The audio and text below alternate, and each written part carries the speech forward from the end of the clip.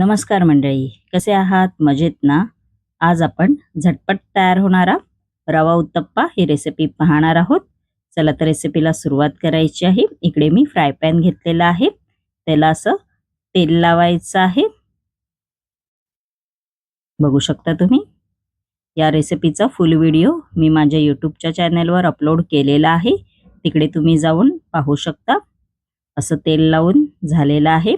आपण आता याच्यावरती रवा उत्तप्प्याचं जे बॅटर केलेलं आहे ते घालायचं आहे. 1 कप रवा, अर्धा कप दही, चवीनुसार मीठ आणि बेकिंग सोडा वापरून असं बॅटर तयार केलेलं आहे. बघू शकता तुम्ही.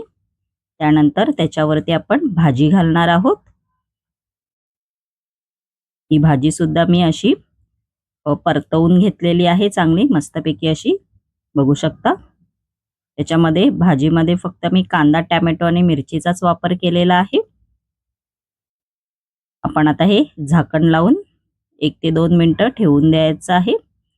गॅसची फ्लेम इकडे मी मंद आचेवरच ठेवलेली आहे. आपण आता दुसऱ्या बाजूने पलटवून घेणार आहोत. बघू शकता तुम्ही. मस्तपैकी असा आपला झटपट तयार होणारा रवा उत्तप्पा तयार झालेला आहे. मस्तपैकी खोबऱ्याची चटणी बरोबर तुम्ही खाऊ शकता.